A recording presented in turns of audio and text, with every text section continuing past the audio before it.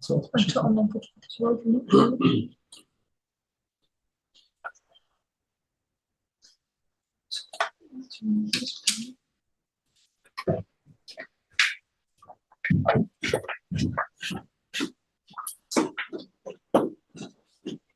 Dla Państwa z komisji mam mikrofon. Tutaj w ustawie, jak się przychodzi, to słychać tutaj na sali, ale słychać przez niego na transmisji. Bo mamy transmisję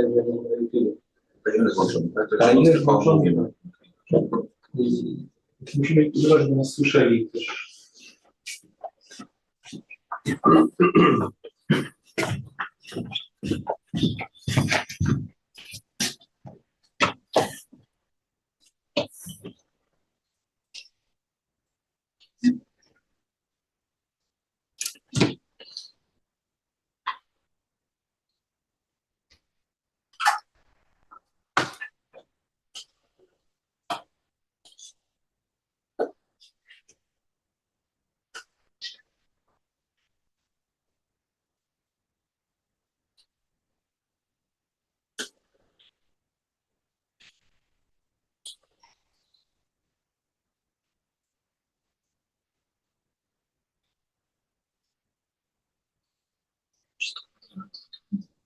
Tak.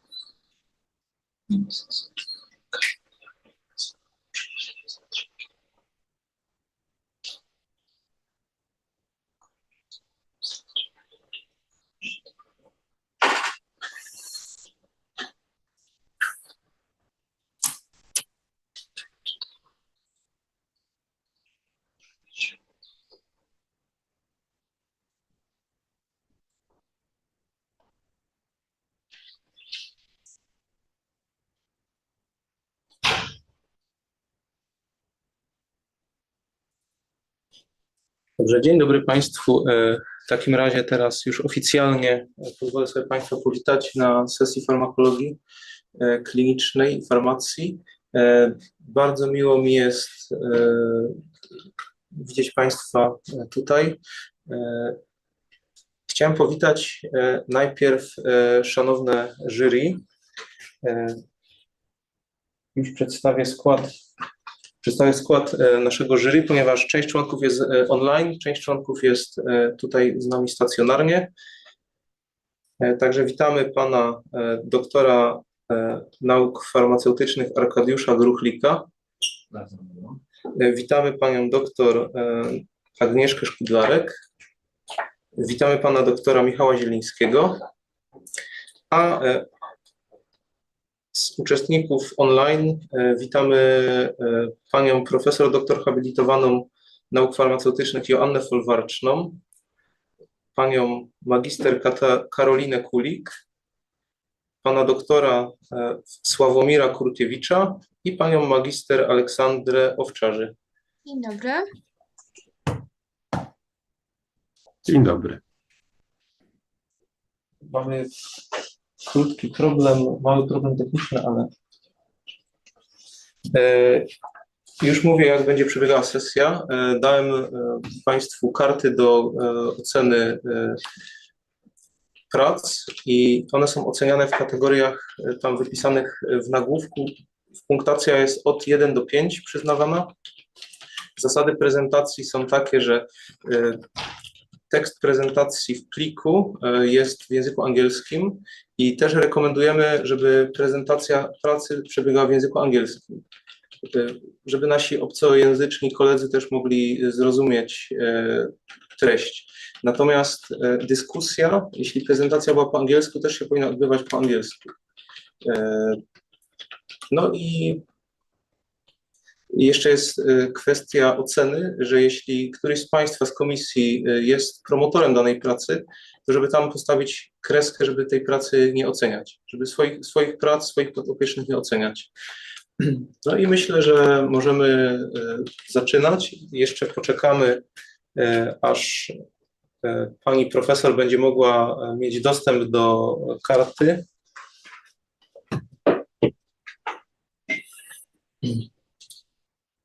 Chciałem spytać, czy my będziemy przekazywać tutaj światło, bo ten bardzo słabo widać żupik, nawet z mojej perspektywy. Będziemy też widzieć, to są też... O, jest.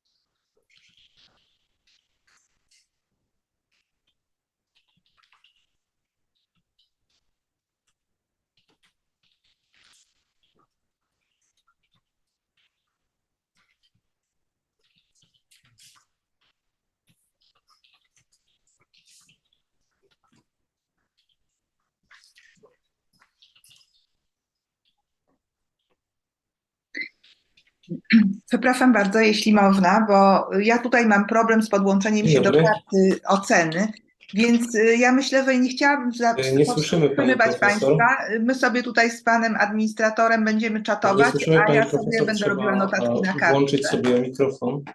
A mam włączony. Mam włączony. Mam włączony.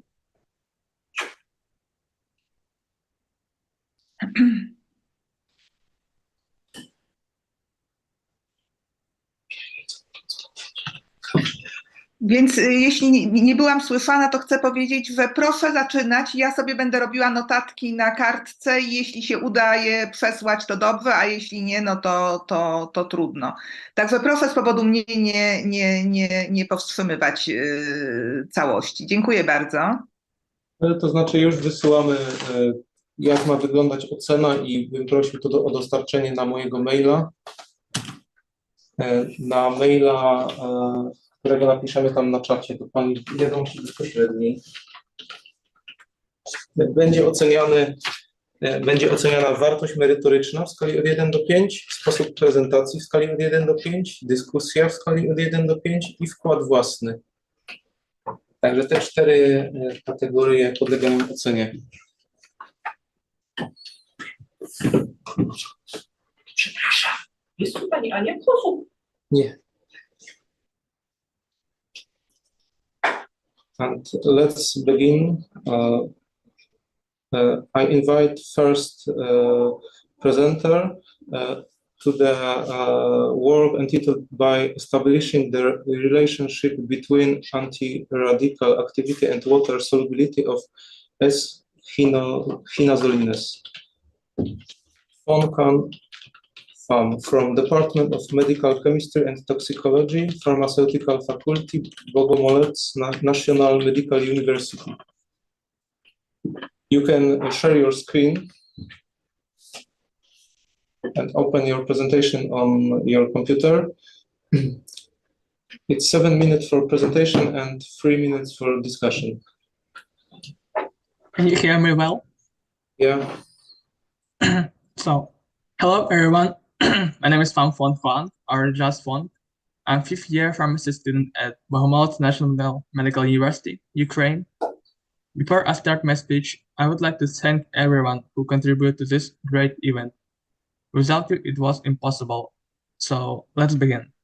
I present to your attention my work on the topic establishing the relationship between anti-radical activity and water solubility of S-quinazolines.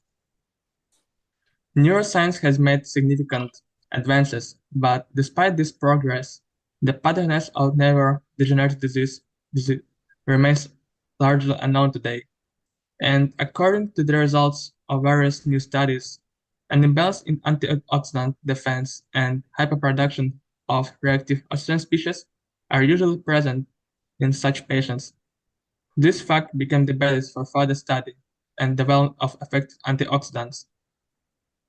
The aim of scientific work was to investigate the anti-radical activity of sulfur-containing quinazolines, as well as to establish the quantitative relationship between their water solubility and anti-radical activity using QSAR modeling. To achieve this goal, it was necessary to solve several objectives sequentially. The first step is conduct a DPPH test in order to obtain data on the anti-radical activity of studied compounds. The next stage is the calculation of the physicochemical parameters of the compound. And the last thing is to establish the relationship between the water solubility and the anti-radical activity of studied compounds. What exactly is QSAR? QSAR, or quantitative structure-activity relationship, is a mathematical approach that relates the chemical structure parameters of a compound to its biological activity. The general formula of QSAR equation is given in the presentation, and it can be seen that several descriptors can at the same time influence biological activity. Descriptors are numerical values that are used in QSAR to represent the molecular features of a compound structure. For example, it can be molecular weight, lipophility, water solubility, and many others. QSAR has several practical applications in drug design and development. The most significant applications are shown on the slide. Pure shell screening helps to reduce the need for synthesis of each physical analog. QSAR can be used to predict key pharmacokinetic and toxic parameters. Also, QSAR is an important tool in understanding the mechanism of drug action. All manipulations with compounds can accelerate the drug discovery of new drug to the reasonable actions of researchers.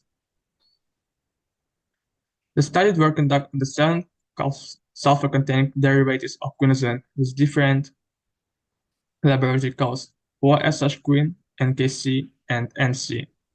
These compounds were synthesized at the Department of Pharmaceutical Chemistry of the Zaporizhia State Medical University by a scientific group led by Professor Belenchev. Methodology. Several tools were used to quantify relationships, including DPPH analysis, SysAdme web platform, and Microsoft Excel software. DPPH is a stable free radical with a purple color, and when this compound is recombined by an antioxidant, it loses its color and turns yellow. The degree of color change is directly proportional to the anti-radical activity of the compound. The color change was measured using Gen-Wave spectrophotometer. The results obtained are expressed as a percentage of DPPH inhibition. The test showed that all studied compounds exhibit anti-radical activity, and their values are in the range 15.7 to 19.1. Water solubility was assessed using SysAdme, which includes various calculation methods as Sol, Ali, and silicosAT. The results are present in logarithmic values. I will not draw your attention to this slide, as here are just the results of the calculation that you can see visually on the next slide.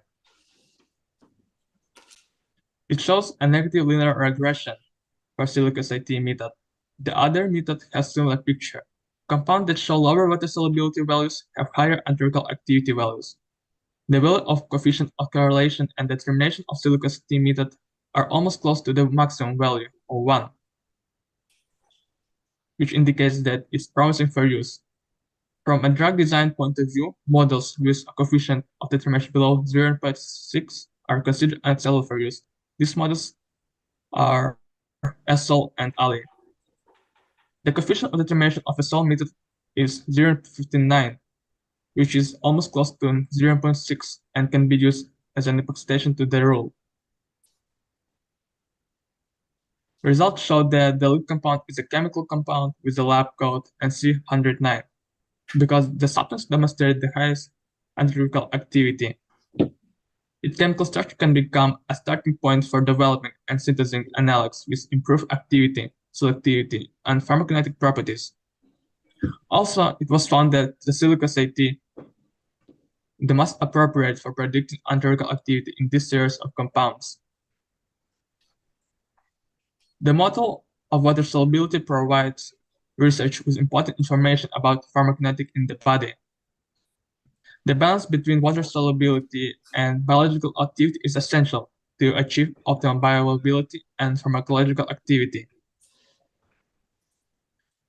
The results indicate that sulfur-contained quinozones have significant antioxidant potential and can become a platform for further research. It was determined that NC109 is a lead compound.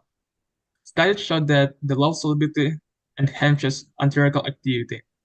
Models Sol, Ali, and Silicus-AT were used to estimate the water solubility. The results showed that the Silicus-AT model is the most effective for predicting antiretroviral activity in this series of compounds, and the use of this model is reasonable. In conclusion, the primary task of QSAR is determining the physicochemical and pharmacokinetic parameters of molecules. This means that if the drug cannot reach the target and form a ligand, then the study of their molecular interaction loses its meaning. Thank you for your attention. Any questions?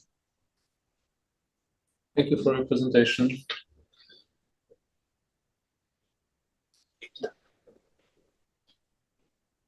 Yes, I would like to thank you for your presentation. It was very interesting. I have one question. What was your input into this work? Thank you. Pardon, input of what? What was it input into this work, into presented work? What did you do in the lab with the results? You mean this slide? No, The input. I would like to ask you what part of presented work is your work? Did someone help you? Okay, do you understand now? Yeah. So I work with my research supervisor and I do the mathematical calculation using Swiss Adme. And my professor used investigate DPPH antiretroviral activity since I'm not in Ukraine right now and I'm not able to do this. Okay, thank And you. Yeah.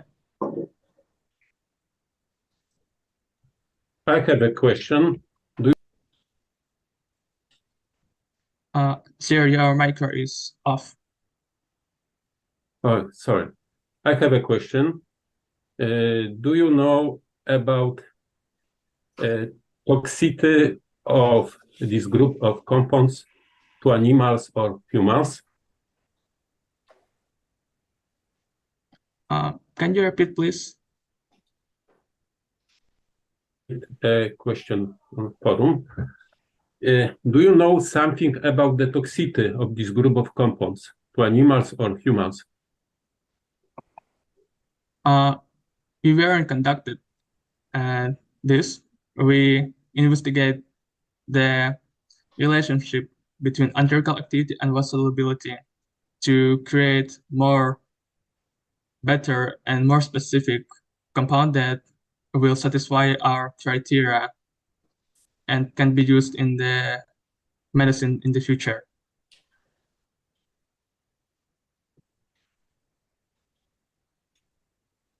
Thank Do you. I understand your question? I asked you about toxicity of this group of these compounds.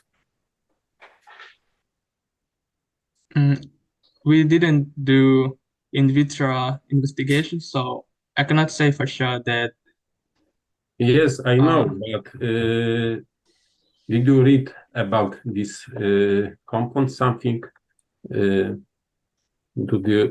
you know something in scientific read in scientific literature? So quinozones is very promised compound, and it's used in various diseases. It can be used in alpha adrenomimetics like doxorubicin or anti-fungal. There are a lot of pharmacological spectra, and we didn't do the test of toxicity, so I cannot say. Yes, But thank you. Thank you. yeah. Any other questions? Hello, I've got a questions. I would like to ask that have you ever compared your studies with antioxidant activities of vitamin C or, for example, Trolox?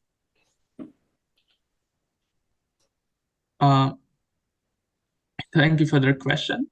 We didn't compare antioxidant activity as our research focused on in vitro, and our result can be based for further study and can be used in vitro with Trolox, that alone of antioxidant activity. Thank you for your answer.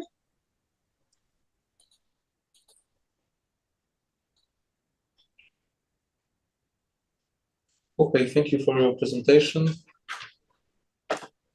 Thank you. We invite next prelegent. You can stop sharing your screen. Dobrze, w takim razie zapraszamy teraz prelegenta do drugiej pracy, która będzie oceniana na karcie oceny pod pozycją numer 2 i będzie to praca pod tytułem Analysis of the molecular structure of propargyl derivatives of galangin and camphorol. Pan Arkadiusz Sokal. Czy powinien stanąć? Przed kamerą. Jesteśmy przed chwilą i już prezentację kończę.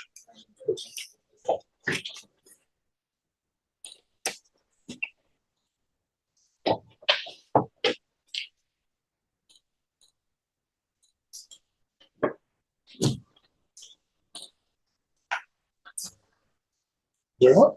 Będzie działać. Jeszcze nie włączamy czasu, także.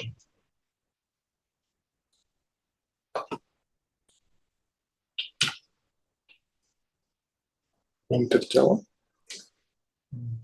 Tak.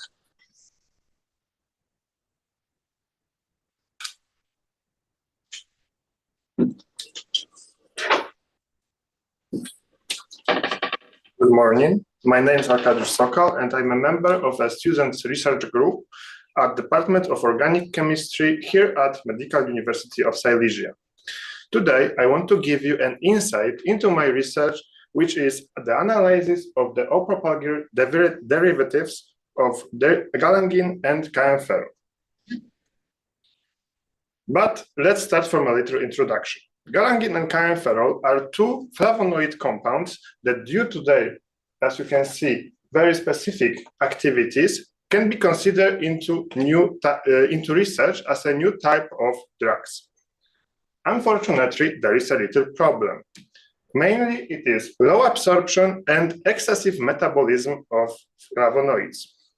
As you can see, there are some ways to increase absorption and decrease metabolism, which is either nanotechnology or derivatives.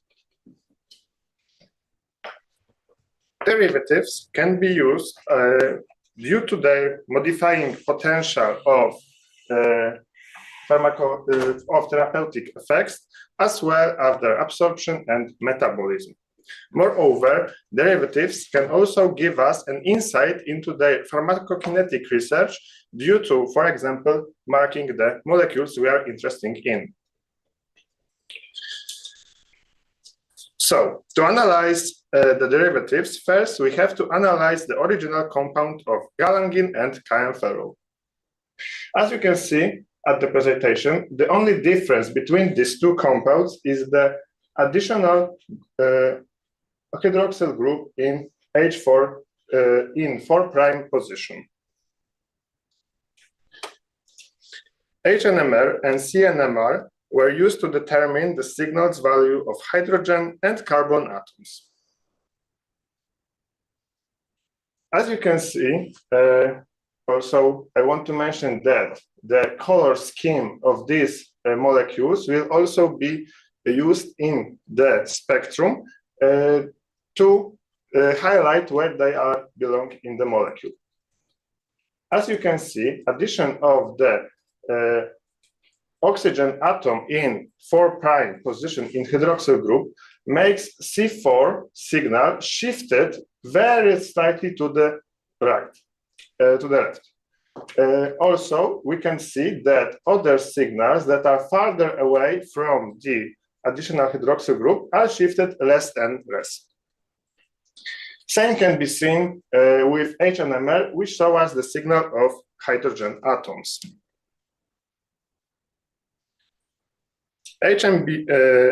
HSQC, HMBC were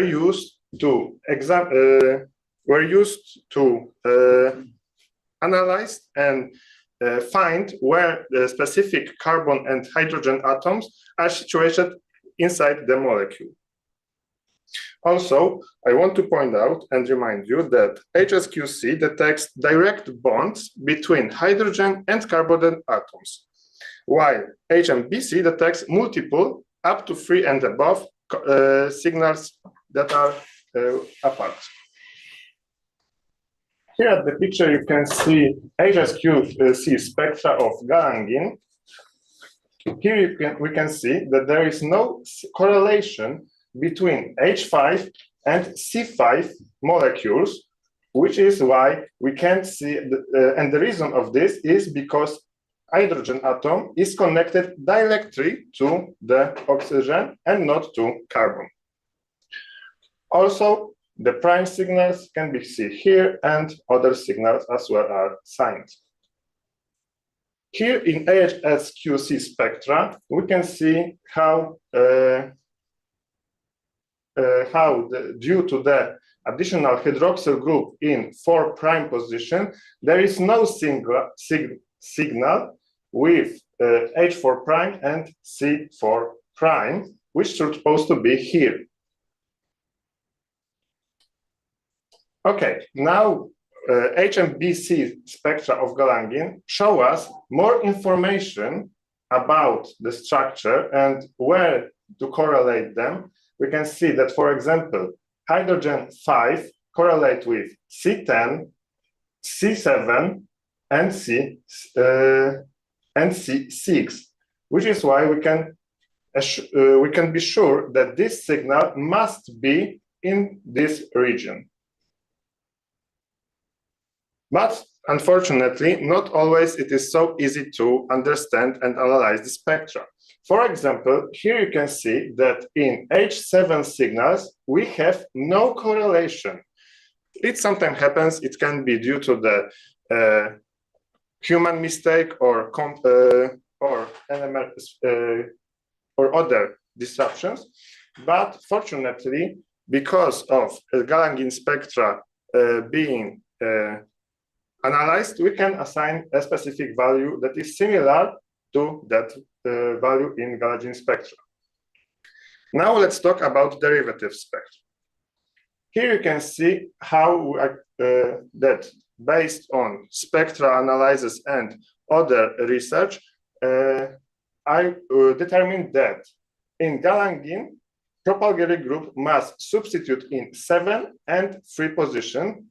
Moreover, additional propalgeric group substitute in 4' position in Kaempferol's molecule. Here we can see that the shift of the additional oxygen atom in prime ring of Kaempferol is also visible. Moreover, please notice the addition of new carbon signals, which are part of derivative of propalgeric groups that were substituted. And here in Kaempferol, we can see that there are more signals than in galangin's derivatives spectra. Same can be said about HNML spectra, but moreover, we can see that there are lacking signals of H3, H7, and H4' signals. That is because they were substituted by propalgeric group. Here we can see what information were used to determine specific correlation between hydrogen and carbon atoms in galangin derivatives.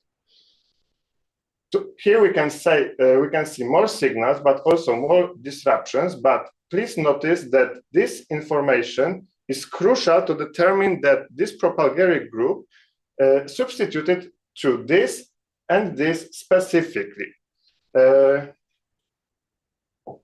Now I can show you the HSQC spectrum of chianferol. Here we can see that the correlation between these carbons is visible, but also this correlation between within the propalgeric group allow us to determine that which signals are to be carbons in propalgeric groups, because they don't have a direct correlation in HSQC. As well as in galagine derivative spectra, we can see more information about chianferol derivatives and where to assign their substitutions. Here I present to you a table of logical conclusions that were used to determine a specific value of each carbon and hydrogen atom within the derivatives.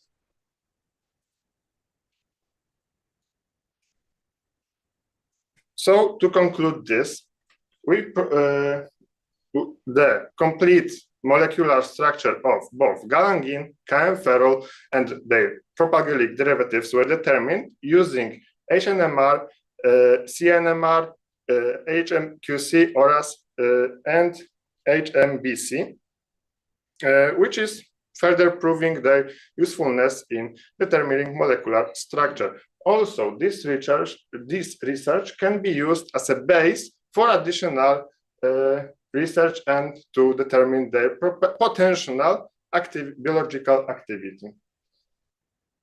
Thank you for listening. Now, if you have any question, I will be gladly to address them now or later.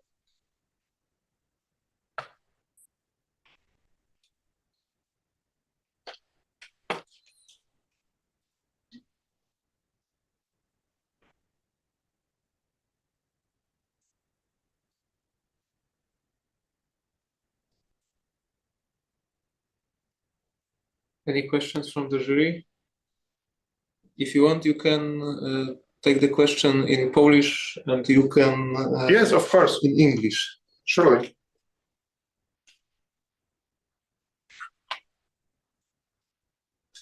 Chciałbym zadać pytanie, bo nie mogę po polsku, żeby mi łatwiej. Można. Jaki był procent Pana wkładu w tą pracę? Bo praca jest też skomplikowana, technika.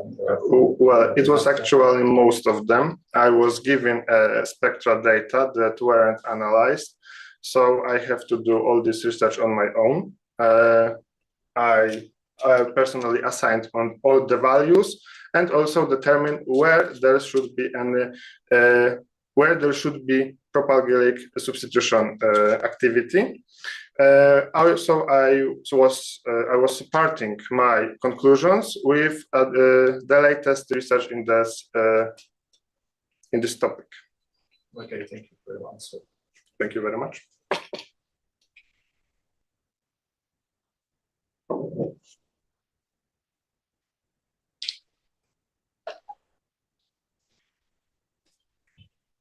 Thank you for your presentation. And we invite next prelegent to the third presentation, entitled by Effects of Tamoxifen Therapy of Female Rats on the Expression of Neurotransmitters in Hippocampal Formation, Ines Lorenzo.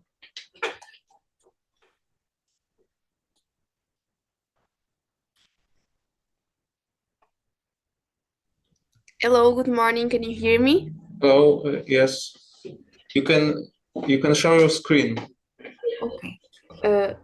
Give me just 1 second, please, because I have 2 screens. Okay.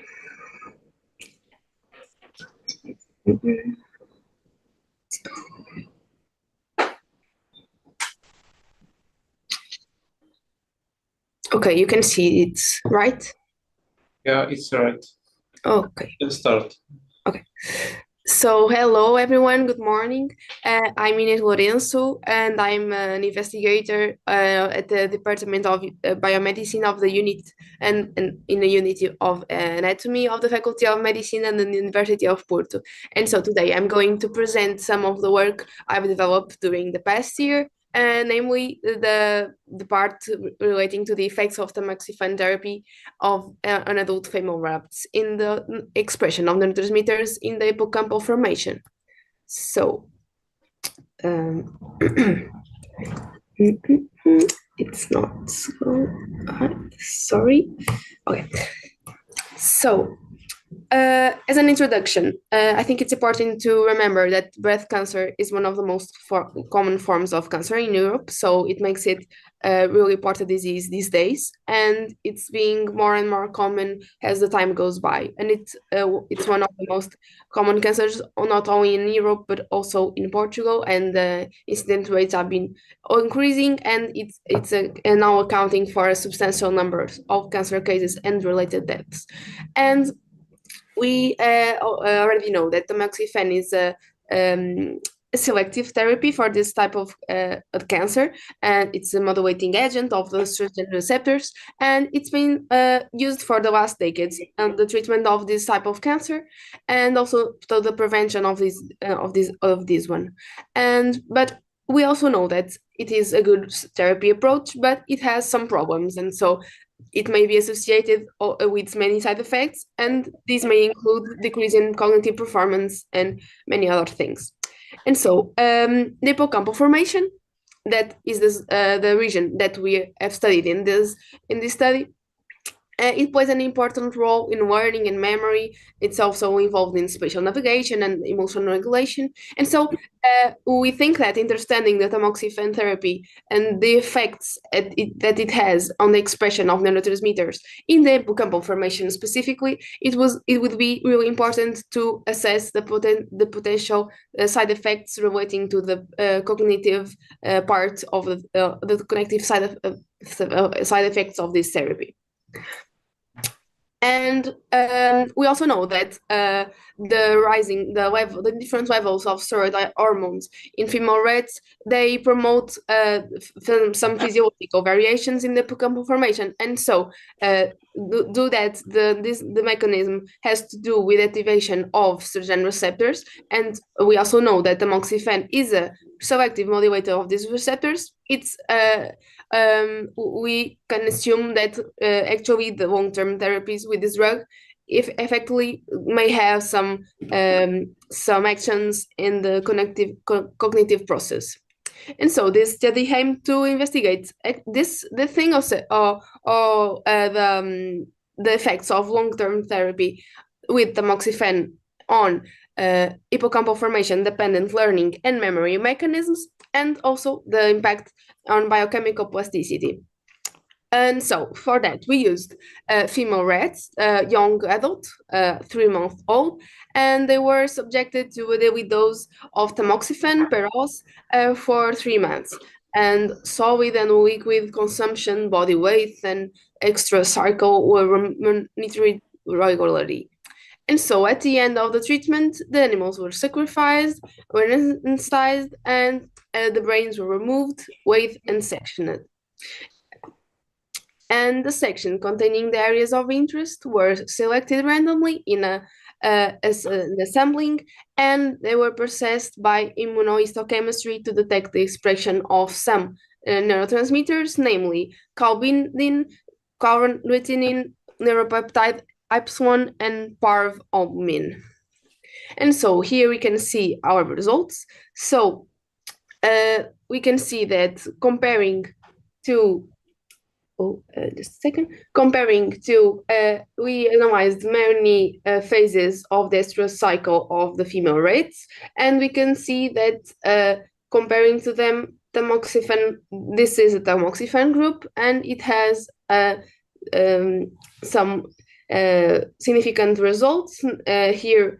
Not that significant, but if you look to calretinin, the results are even more significant when we compare the different phases of the cycle with tamoxifen therapy. Actually, we can see this, and yes, we can also see that in the different phases we have also some variations. And looking here, here we can see it's almost obvious that the tamoxifen therapy has the lowest value of it all, and here even more significant results.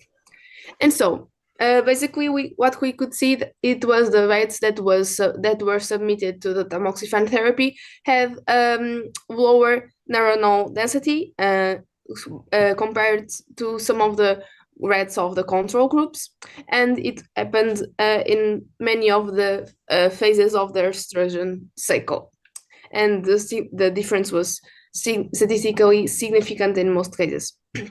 And so basically the results of this study may suggest that tamoxifen therapy significantly altered the expression of several neurotransmitters in the hippocampal formation. And so this may explain some of the cognitive side effects observed in patients undergoing tamoxifen therapy.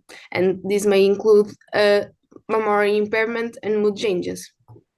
And so, in conclusion, this study may provide some valuable insights into the effects of tamoxifen therapy on the expression of neurotransmitters in the hippocampal formation. And so this may suggest that tamoxifen therapy effectively has some significant effects on the cognitive function, and but also we know that further research is needed to fully understand these effects. And this may in the future help clinicians assess the risks and benefits of tamoxifen therapy, and even develop some strategies to minimize this impact. And yeah, as I already said, some further studies are needed to fully understand these mechanisms, and also to define long-term therapeutic strategies for these patients, and to develop some new strategies to mitigate the cognitive side effects of therapy with tamoxifen. Thank you for your attention.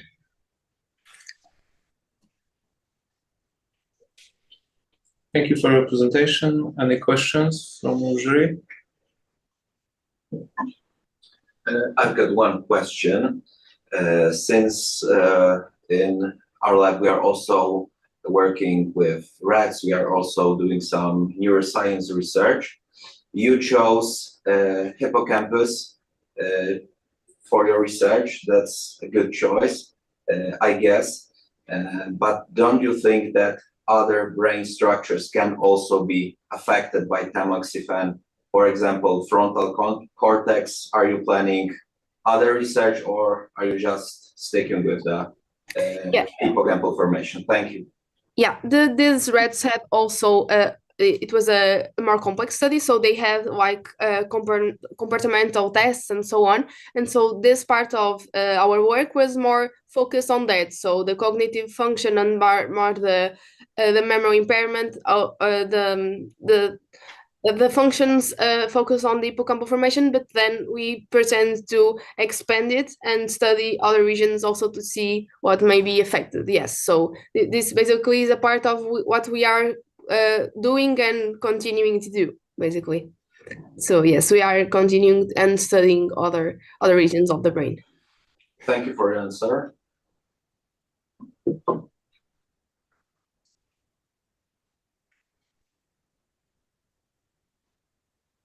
Any other questions? Yes, Not, may I have a question? Oh. May I? Yeah, you can give. Yes. Hello. I would like to ask what was your input to the study, because it's of course it's a big study. So please. Yeah. So I was not the one with the part of the treatment of the rats. So I was not the one with the rats, but I was the one that have cut the brains and selected the sections and do the histochemistry part, and also count making the photos of the sections, and also counting manually the neurons in each photo. Basically. Thank you. Welcome.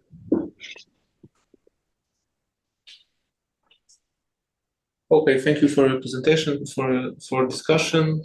Thank you. You can stop sharing your screen.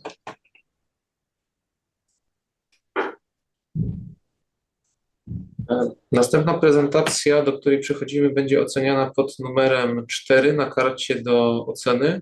I jest to prezentacja pod tytułem Impact of the new ciprofloxacin hybrid compounds on breast cancer cells viability.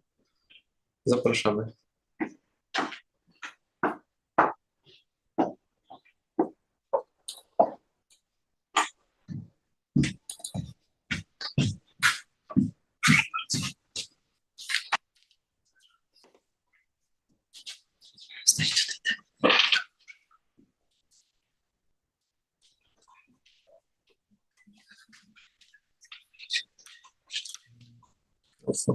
Odstąp i trzymać tu.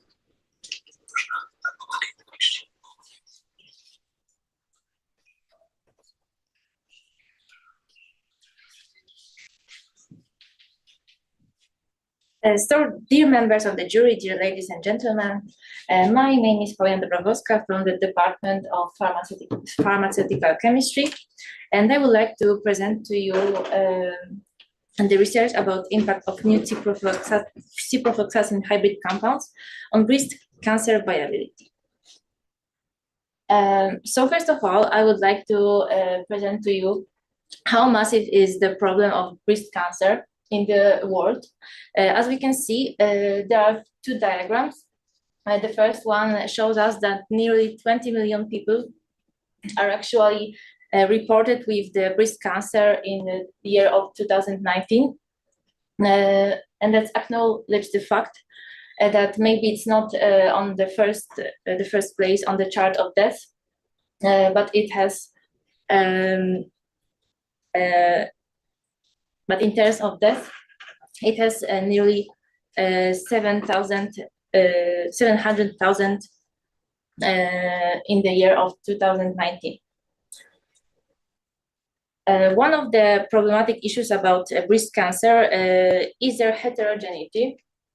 We can distinguish it by 4 histological subtypes. The first one is the luminal breast cancer, and it's breast cancer with positive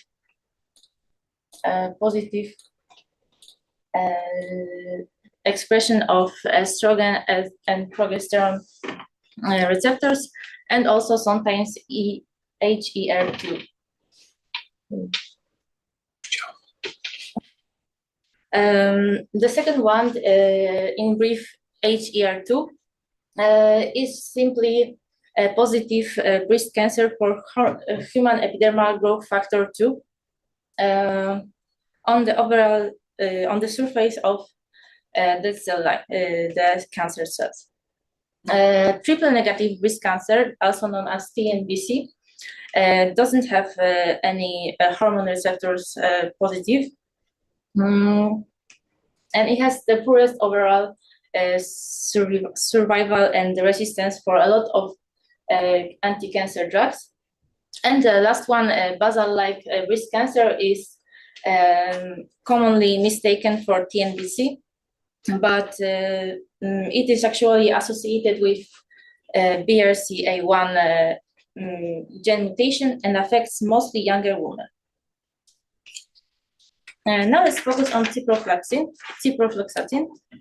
which is an antibiotic commonly used to treat bacterial infections.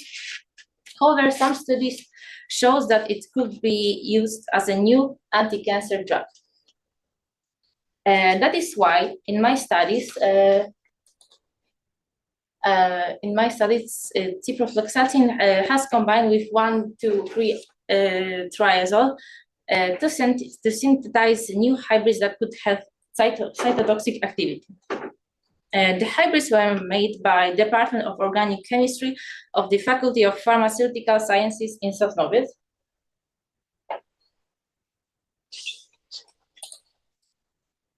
And here we have 4 hybrid compounds. The first one is a substitute for the synthesis of new 1,2,3-triazole hybrids, and I will refer to them after as HC1, HC2, HC3 and HC4. The hybrid compound 2 has a nitrobenzyl substitute in the ring of 1,2,3-triazole. The hybrid compound number 3 has a methylobenzyl substitute, and the hybrid compound number 4 has a cyanobenzyl substitute. The aim of this study was to analyze the cytotoxicity of these hybrid compounds against hormone-dependent breast cancer cell line MTF7 and hormone-independent cell line MDA-MB231. The method I used in this study was the WSD1 assay, and as we see on the presentation, it's shown how it's basically done.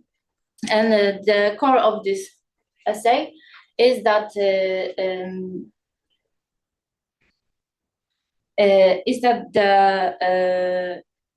the color determines how many cells conducted mitochondrial dehydrogenations. As number of the alive cells decreases, the color is more reddish. And after the results have been obtained, I present it on two graphs.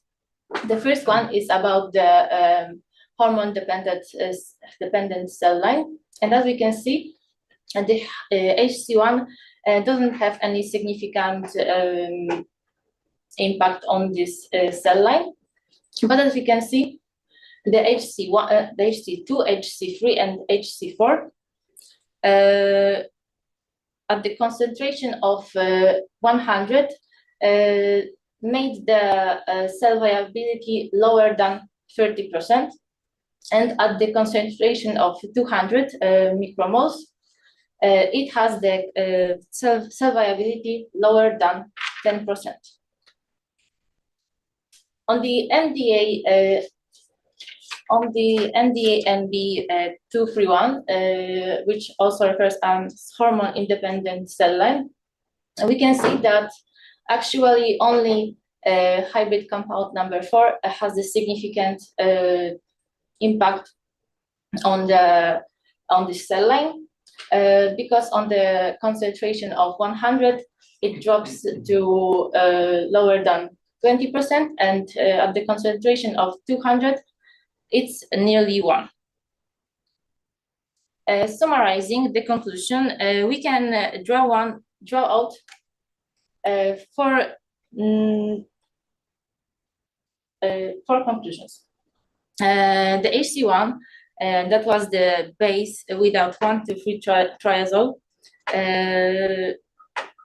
for other three compounds didn't have significant impact on both cell lines. The hormone-dependent cell line was more sensitive to HC2, 3, and 4 in higher concentrations. The hormone-independent cell line was sensitive only to HC4, and the HC4 with cyanobenzyl substitute showed the most reduction of cell viability in both cell lines. And obviously, we need further studies to see if it has any toxicity in normal cells. Thank you very much. Thank you. Any questions from jury? Thank you for your presentation. It was very interesting.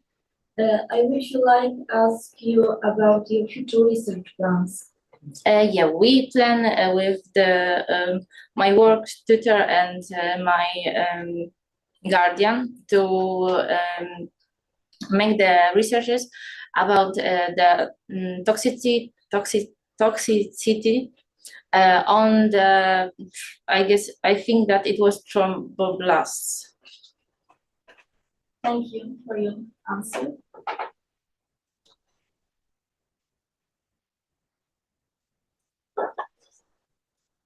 So maybe I would ask a question about your input to this work. Yes, sure. So my input was actually the work in the laboratory. I was taking a part because I wasn't doing it alone, but with my guardian, Miss Justyna Kowalska. and we were growing the cells. And at the beginning, it didn't want it to grow, so we needed a little bit more time. And also, I was preparing the results, and of course, I was then working with them to make the conclusions. Thank you. Thank you. I think that's all. Thank you for the presentation. Thank you very much. Dobrze, w takim razie mamy już 5. prezentację pod tytułem The use of in silico tools to predict the hepatotoxicity of selected drugs. Myślę, żebyśmy poczekali minutę na pana doktora z komisji, żeby przyszedł, to byśmy dopiero zaczęli, dobrze? Także taka przerwa 2-minutowa. Mogą już Państwo się przygotować, mogę włączyć prezentację.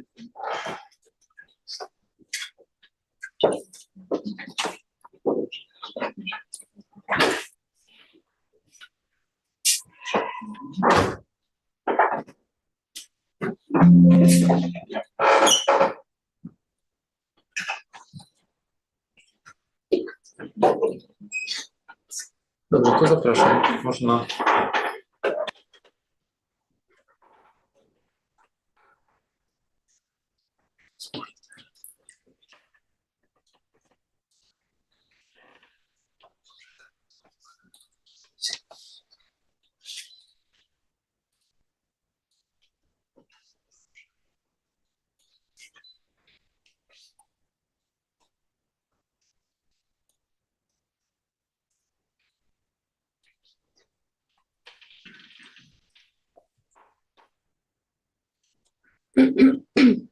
Dzień dobry, Szanowni Państwo. Nazywam się Beata Tofil, jestem studentką 3. roku farmacji i w imieniu Koła Naukowego Cetykolina przy Katedrze i Zakładzie Biochemii Wydziału Nauk Farmaceutycznych Śląskiego Uniwersytetu Medycznego w Katowicach będę miała przyjemność przedstawić wyniki na temat wykorzystania metod in silico w przewidywaniu hepatotoksyczności wybranych leków.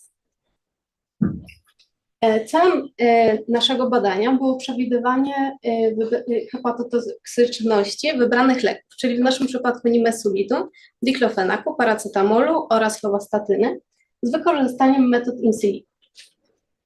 Wykorzystaliśmy w tym celu ogólnodostępne programy, które służą przewidywaniu toksyczności oraz punktu uchwytu leków. Przykładowymi takimi wykorzystanymi programami są Protox, SuperPred, Pharmaper, Hemtis. Nimesulid wyróżnia się spośród innych NLPZ-ów swoją sulfanidilową strukturą. Najważniejszy z naszego punktu widzenia metabolit powstaje w czasie biotransformacji i powstaje w wyniku redukcji grupy nitrowej do grupy aminowej. Lek został przyporządkowany według programu Protox do 4. klasy toksyczności, podczas gdy zredukowany metabolit został przyporządkowany do klasy 3. Wykazuje on większą toksyczność niż lek macierzysty i jego toksyczność wynika z wpływu na potencjał błony mitochondrialnej, przez co bezpośrednio jest przyczyną hepatotoksyczności, mutagenności oraz tetragenności. Program Pharmaper również wiąże mechanizm toksyczny z upośledzeniem mechanizmu energetycznego hepatocytów przez wpływ m.in. na syntazę glikogenową. Również wpływ na receptory jądrowe PPAR gamma katalazy i dysmutazy ponadtlenkową nie zostaje obojętny, ponieważ jest też i zwiększa się ilość wolnych rodników, która też wiadomo uszkadza hepatocyty. Nimesulit nie powinien być stosowany jako lek do leczenia przewlekłego wśród populacji pediatrycznej poniżej 12 roku życia i jest lekiem drugiego rzutu, nie pierwszego. Jeśli chodzi o diklofenak, mimo że jest NLPZ-em starej generacji, bardzo dobrze blokuje też cykloooksygenazę drugą. Jego biotransformacja może polegać na glukuronizacji przy użyciu grupy karboksylowej. Może też być hydroksylowany w pozycji 5 lub 4' i właśnie spośród 9 znanych metabolitów, to właśnie te 3 metabolity są najważniejsze i są głównymi podejrzanymi, jeśli chodzi o mechanizm hepatotoksyczności tego leku. 4' hydroksylowana pochodna została przyporządkowana przez Protox do grupy 3, tak samo jak lek macierzysty, aczkolwiek jej zdolność do wywoływania hepatotoksyczności będzie mniejsza ze względu na interakcję z receptorami PPAR-gamma, między innymi. Jeśli chodzi o 5-hydroksypochodną diklofenaku, ona została przyporządkowana do grupy 4, czyli wykazuje mniejszą toksyczność, aczkolwiek jej mechanizm będzie opierał się również na zaburzaniu potencjału błonowego mitochondriów.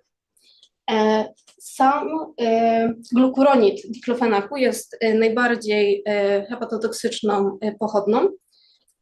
Został przyporządkowany do grupy 3 i jego mechanizm toksyczny będzie polegał na po pierwsze zaburzaniu potencjału błonowego mitochondriów, ale będzie też polegał na interakcji z białkiem P53. Również jego mechanizm toksyczny jest związany z zaburzeniem metabolizmu energetycznego hepatocytów, między innymi przez syntazę glikogenową, przez obniżanie poziomu dostępnego glutationu i to też będzie wpływać na hepatotoksyczność. Również jest powiązanie między DPP4 a transporterami kwasów żółciowych MRP. Paracetamol. Sam acetaminofen jest przyporządkowany do grupy 4, więc jest względnie bezpieczny. Natomiast wiemy, że jego najważniejszym metabolitem, to jego najważniejszy metabolit główny NAPQI jest odpowiedzialny za działanie hepatotoksyczne.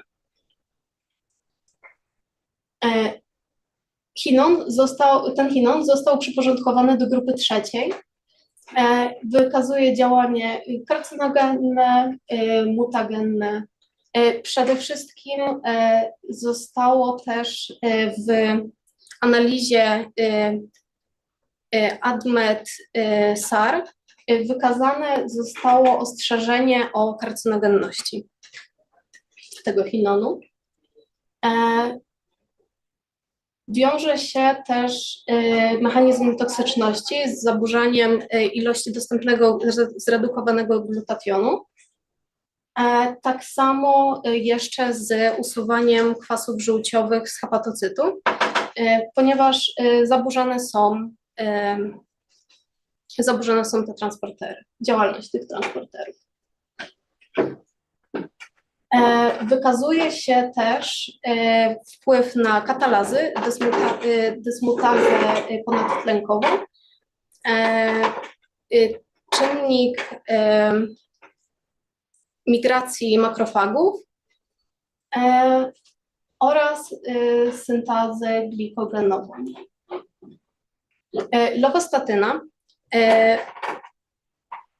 Logostatyna wywiera swoje działanie poprzez odwracalną inhibicję reduktazy HMG-CoA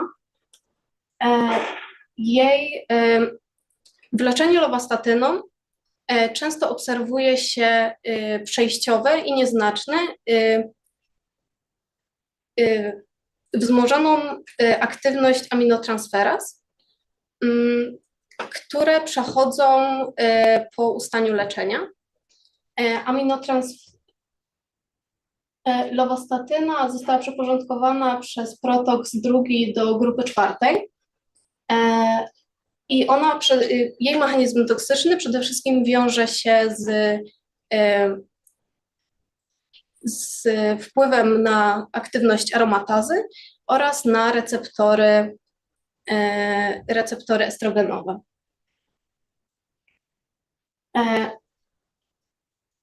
Dokonana analiza in silico wykazała, że przede wszystkim w diklofenaku, nimesulidzie czy paracetamolu to nie sam lek odpowiada za działanie hepatotoksyczne, lecz właśnie przede wszystkim metabolity, które wpływają na potencjał błonowy mitochondrium, na uwalnianie energii z glikogenu, które wpływają na przykład receptory, na transportery kwasów żółciowych, czy zaburzają właśnie pulę glikogenu zredukowanego, która jest dostępna w komórce. Dziękuję za uwagę.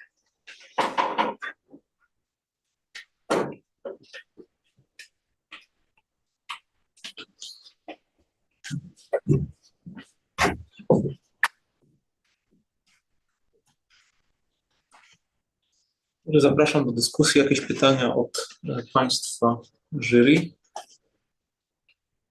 Ja mam jedno pytanie. Jako że zajmuję się farmakologią, zaciekawiła mnie bardzo ta prezentacja. Pani tam przedstawiała, jeśli to dobrze rozumiem, tak, klasy hepatotoksyczności, tak? Czyli jest im niższa klasa, tym jest wyższa toksyczność. Wyższa toksyczność, tak. I tam, jeśli dobrze pamiętam, były metabolity nimesolidu, one były tam w klasie trzeciej, tak? Tak. I paracetamolu też było w klasie trzeciej. Tak. To proszę mi wyjaśnić, jak to się ma do, że tak powiem, ugruntowanej wiedzy farmakologicznej, że paracetamol przede wszystkim głównym działaniem niepożądanym, najgroźniejszym paracetamolu jest działanie hepatotoksyczne, łącznie z uszkodzeniem wątroby w takim stopniu, że potrzebny jest przeszczep. No natomiast działanie hepatotoksyczne w przypadku, powiedzmy, nimesulidu jest gdzieś tam na, no nie powiem, że szarym końcu, tak, ale gdzieś tam jest wymieniane daleko dalej. Czy na przykład to jest tak, że to jest kwestia dawki, czy jakoś inaczej by to Państwo byli w stanie wyjaśnić? Dziękuję. Bo w nimesulidzie przedstawiliśmy jeden z metabolitów, który wpływa hepatotoksycznie i on też jest metabolitem stosunkowo stabilnym, ale jeżeli połączymy go ze stresem oksydacyjnym, wtedy jego hepatotoksyczność wzrasta, ale stosunkowo do paracetamolu metabolit paracetamolu jest bardziej hepatotoksyczny w tej kwestii. Czyli rozumiem, że te badania mają taki charakter na razie bardziej, że tak powiem, poznawczy, tak, a nie w kontekście klinicznym. Dobrze, dziękuję. Ja też mam pytanie, bo rzeczywiście poruszyliście bardzo fajny temat biotransformacji leków przeciwbólowych, które tak naprawdę są powszechnie stosowane bardzo dużo, tak? Sprzedajemy tych leków w aptece, stosujemy je w leczeniu. I czy spotkaliście się, bo tak naprawdę, tak jak tutaj też kolega powiedział, że toksyczność zależy też od dawki, tak? Toksyczność to zależy od, jak Państwo przedstawili, różnych metabolitów, które powstają. Głównie te metabolity są odpowiedzialne za toksyczność danego leku. Z punktu widzenia farmakologii czy farmacji takiej klinicznej, no, nas interesuje bardziej też to, czy, no bo standardowo stosując paracetamol, diklofenak czy nimesulit, to my mniej więcej wiemy, jakie są działania niepożądane. Ale znając proces biotransformacji, czasami mamy do czynienia z różnymi polimorfizmami, które mogą wpływać na przykład na to, że u jednego pacjenta te działania niepożądane pojawią się w większej ilości, tak? A u innego w mniejszej. Czy Państwo dziś znaleźli takie informacje, który polimorfizm na przykład predysponuje na przykład do działań niepożądanych na przykład tego diklofenaku, przenimysulidu. O paracetamolu to wiemy. Czy gdzieś spotkaliście się z takimi informacjami? Że na przykład możemy zrobić test, sprawdzić i wiemy, że akurat u tego pacjenta no, takie działanie niepożądane się pojawia. Jesteśmy tego pewni. Czy na początku trzeba rozważyć też, że tak powiem, cechy fizjologiczne organizmu. Każdego człowieka są inne oczywiście i trzeba rozważyć w przypadku diklofenaku. Tam była biotransformacja 2 szlakami, można powiedzieć szlakiem, tym pierwszym za pomocą cytochromów, cytochrom 452C9 czy też 3A4, to u pacjentów, którzy będą wykazywali taką fizjologiczną zdolność czyli będą wykazywali większą ekspresję tych enzymów, wtedy ta ilość metabolitów, na przykład 4-hydroksylowej czy też 5-hydroksylowej pochodnej diklofenaku będzie większa, więc będzie to działanie toksyczne bardziej nasilone. Warto też zwrócić uwagę na drugą fazę biotransformacji. Tam jest transferaza, która będzie przenosiła glukuronid na resztę kwasu karboksylowego. W samej cząsteczce diklofenaku będzie powstał glukuronid. Jeśli oczywiście będzie większa wydajność ekspresji tego enzymu, wtedy ten glukuronid będzie większej ilości powstawał, co również będzie wiązało się z o wiele wyższą toksycznością. Bardzo dziękuję. A który z tych metabolitów, tak jeszcze, żeby zamknąć ten temat, jest najmniej toksyczny, jeśli chodzi o na przykład diklofenak czy nimesulit? Czy zawsze są toksyczne? Jeśli chodzi o diklofenak, to 4'-hydroksylowa będzie najmniejsza, gdyż nawet jak popatrzymy sobie na dawkę LD50, to było w okolicy 200 mg na każdy kilogram masy ciała, a dla glukuronidu, to już pomijając to, że to była klasa niższa, klasa 3, to ta dawka była prawie taka sama jak samego leku, czyli 56 mg dla glukuronidu, a 53 dla diklofenaku, dla samego diklofenaku. Tutaj warto zwrócić jeszcze, że glukuronid miał dużo punktów uchwytu, czyli na przykład zmniejszanie potencjału błonowego, czy też hamowanie supresora białka P53, czy też hamowanie receptora MRP2, czyli gromadzenie się bilirubiny w wątrobie, gromadzenie się samego metabolitu glukuronidu. Dla 4'-hydroksylowej tam mieliśmy w sumie tylko oddziaływanie na receptory PPR gamma i nie było większych jakichś działań niepożądanych, więc no, można powiedzieć, że 4'-hydroksylowa jest to najmniej toksyczny metabolit diklofenaku. Bardzo dziękuję za odpowiedź. Czy ja mogłabym mieć jeszcze pytanie? No ja nie znam tych programów i proszę, to jest naiwne pytanie, ale proszę powiedzieć, na czym polegała wasza praca? Dlatego, że czy te programy już zawierają jakieś bazy, to są bazy danych, które zawierają już informacje o tych działaniach niepożądanych i potem dostosowują je do struktury chemicznej, czy wprowadzacie strukturę chemiczną dowolnej substancji i tam przewiduje na podstawie, te programy przewidują to działanie. Bo ja rozumiem, że znaczy in silico tools, prawda, to są narzędzia, które służą do modelowania, prawda, a nie do poszukiwania informacji o znanych działaniach. Jak to funkcjonuje? Należy na początku zwrócić uwagę, że te programy też mają pewne ograniczenia. W zależności jaki program wybierzemy, to możemy narysować albo samą cząsteczkę i na podstawie budowy tej cząsteczki, wiązań jakie w niej występują, atomów, które podamy, program będzie przewidywał punkty uchwytu danego metabolitu czy też leku i ewentualny procent działania niepożądanego. Możemy również wpisać nazwę SMILES, którą możemy znaleźć chociażby na stronie PubChem czy też DrugBank. Po wpisaniu tego pliku pojawi nam się cząsteczka samego leku i na podstawie właśnie budowy chemicznej, oddziaływań między atomami będzie można było określić z pewnym prawdopodobieństwem działanie toksyczne. No tak, ale czy to weryfikujecie z wiedzą doświadczalną, prawda? Z wiedzą, która ogólnodostępną na temat działań leków. Tak. Czy to jest, no bo to jest tak jakby, no ja rozumiem, że można przewidywać powiedzmy hepatotoksyczność jakiegoś związku, który jest nowym związkiem, prawda? Natomiast właśnie tak jak tu było powiedziane, niektóre zagadnienia są przebadane już no, w rzeczywistości, prawda? Nie tylko, także czyli rozumiem, że wpuściliście do tych programów substancje znane i czy weryfikowaliście to z tym, co wyszło z tym, co wiadomo?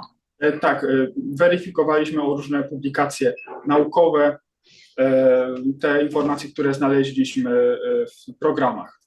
No a to, czyli te programy już zawierają, tak? Już dodatkowo informacje zweryfikowane literaturowo. Tak. Programy opierają się właśnie o budowę i również o informacje, które można, że tak powiem, które zostały uzyskane już z badań naukowych. Dziękuję bardzo.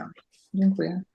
Też w pewnych przypadkach problem był z badaniem metabolitów, bo cząsteczki leków często są zawarte w tych bazach danych, można je bardzo łatwo znaleźć. Problem jest właśnie z metabolitami. Ciężko jest znaleźć plik SMILES, ciężko właśnie znaleźć bazę, w której ten metabolit się znajduje.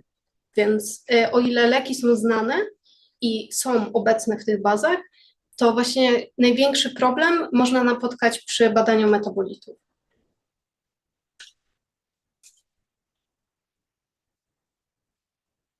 Ja jeszcze mam pytanie, bo zaciekawi mnie ten temat. Czy Państwo na przykład, bo tam była skala od 1 do 5, czy jaka cząsteczka na przykład, którą Państwo przebadali, miała 5, a jaka na przykład 1, czy były takie? Żeby sobie to uzmysłowić, toksyczność na przykład tego paracetamolu, czy tego metodologii diklofenaku, który tam miał 3. Jak to sobie tam można... W samych tych substancjach, które badaliśmy, nie znaleźliśmy metabolitów, które miałyby poniżej wartości 3, ani powyżej wartości 5. Nie, ja rozumiem, ale czy tak kusiło Państwa, żeby jakąś inną... Tak, robiłem, można powiedzieć, z różnymi pochodnymi, na przykład z arsenem to 1 nawet była klasa toksyczności 1, czy też związki ze złotem klasy 2. Dlaczego zadaję to pytanie? Bo mam wrażenie, że ta praca jest bardziej taka teoretyczna, gdzie jakby wasza część pracy, którą Państwo włożyli, jest właśnie w poszukiwaniu informacji w publikacjach danych jakich literaturowych, tak? Nie jest taka, znaczy ta część praktyczna to jest jakby tylko wykorzystanie tego programu do sprawdzenia jakby takiej wiedzy, którą znamy już. Czy tak to dobrze rozumiem, czy tak to mniej więcej wyglądało? Chodzi mi o czas, który Państwo włożyli w tą pracę. Taki praktyczny, bo przeszukiwanie danych literaturowych to jest jedna rzecz, natomiast praktycznie, gdzie Państwo włożyli, bo musimy tą pracę porównać z innymi pracami, gdzie tej pracy takiej praktycznej było więcej. Nie wiem, chciałbym to jakoś tutaj... Głównie właśnie jeśli chodzi o taką praktykę, to poszukiwaliśmy informacji w tych programach. Bardzo dziękuję.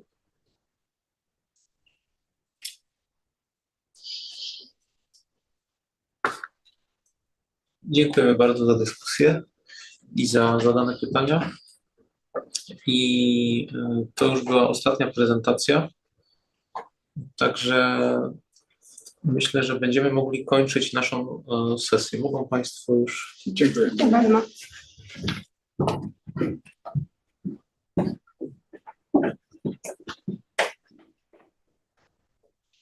Tak, także jeszcze raz bardzo dziękuję członkom komisji obecnym tutaj z nami stacjonarnie, panu doktorowi Arkadiuszowi Gruchlikowi, pani doktor Agnieszce Szkudlarek i panu doktorowi Michałowi Zielińskiemu. Bardzo dziękujemy za udział, za to, że Państwo się tutaj zjawili i że dzięki Państwu mogła się sesja odbyć. Tak samo dziękuję członkom komisji obecnym online, pani profesor doktor habilitowanej Joannie Folwarcznej, panu doktorowi Sławomirowi Kurkiewiczowi oraz pani magister Karolinie Kulich i pani magister Aleksandrze Owczarzy. Dziękuję za wszystkie wygłoszone prezentacje, które tutaj były. Tematyka była bardzo naprawdę ciekawa. I no, z mojej strony to już jest wszystko. Zapraszam na ceremonię zamknięcia, która odbędzie się dzisiaj o godzinie 16:15 na auli A3. Tam będzie wręczenie nagród i ogłoszenie wyników z każdej sesji. A o godzinie 13:00, jeśli ktoś z Państwa tutaj jeszcze będzie, to jest posiłek przy głównym wejściu wydawany. Mamy catering, także można skorzystać też z tego w oczekiwaniu. Dobrze, to w takim razie dziękuję bardzo i do zobaczenia Państwu. Ja przepraszam, mam jeszcze jedno pytanko, Tak?